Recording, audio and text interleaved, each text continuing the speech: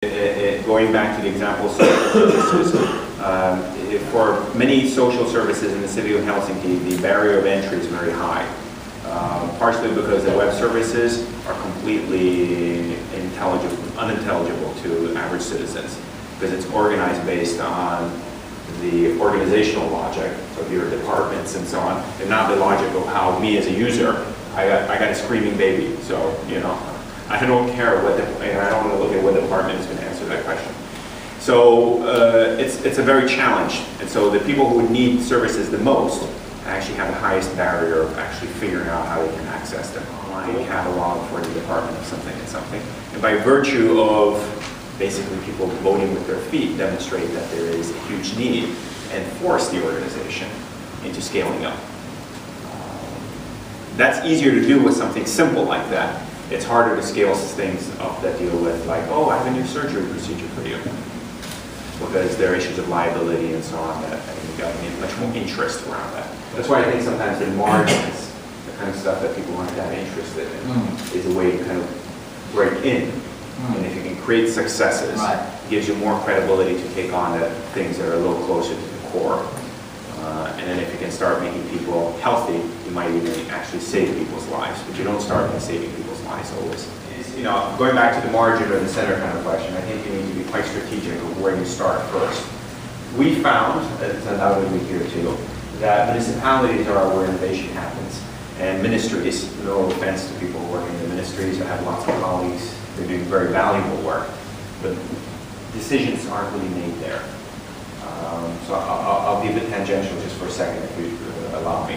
I was in Boston at an event where there was Mayor Bloomberg speaking, and he was saying, cities is where things happen. I agree completely with him. It's where decisions, where people live in cities. People don't live in states. States is an ocean, is that kind of idea. People live in cities, and decisions are made in cities. And he said, as a leader, you cannot not make decisions. So if the trash is in the street and you don't pick it up, people will complain. And the story he had was of a friend of his who was a senator who voted for the war in Iraq, but voted against funding it. So, he says, when you aren't in the city where things actually happen, you can afford to be political about stuff. So one was recognizing that if you really want, at least in Finland, stuff happen, the municipal level is really where you need to go in.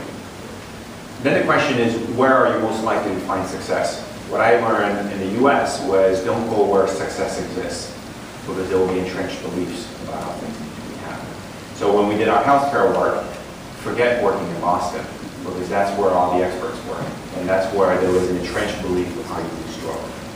So we went to North Carolina, where people weren't very interested.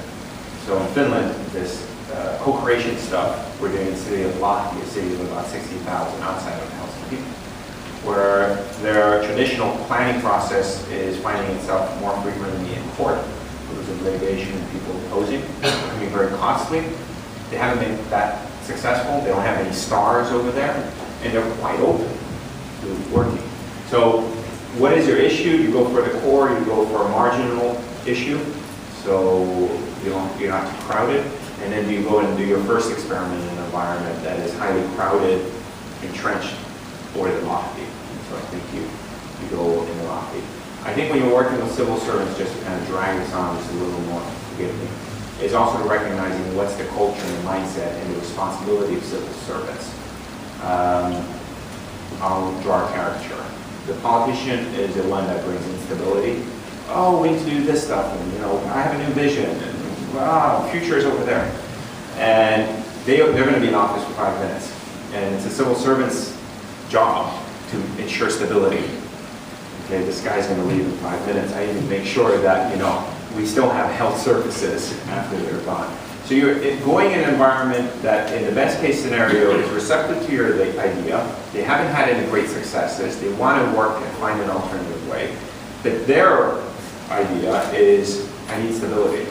And the example I was using with somebody before is, it's like going in a dysfunctional family, and the mother's trying to keep things together, the father preventing the father from drinking too much, and the kids from bashing each other. And here we are as designers coming in there saying, oh, I got a new pill for you. And all the mother wants to do is have stability. So you also need to understand, when you're working in these environments, what's driving, what's the motivation.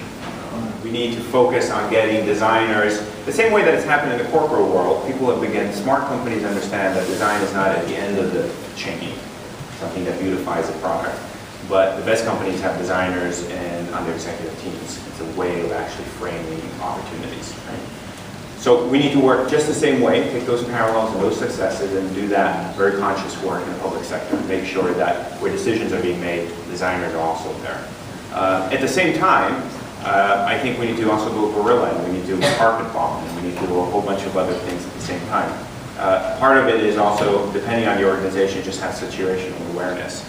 What we realize in our approach that we've taken is to go run as fast as we can until everyone else figures out that we're not obeying the rules, so to speak, right? Because you're not going to convince the committee beforehand, so you need to demonstrate. So, but I think we need to work simultaneously. I think that's been probably one of the big flaws, at least if I think as an architect of my profession, is that we focused on the building. We're architects of the building, so we're just going to focus on the building. When I was at Harvard, I suggested that in our curriculum we should bring some business and economics because guess what? The people we train will have to deal with those issues. The answer I got, well, that's not architecture. The business school does that.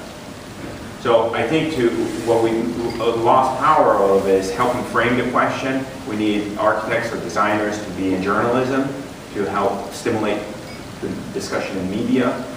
We need actually designers as politicians. I mean, we need designers in many different roles.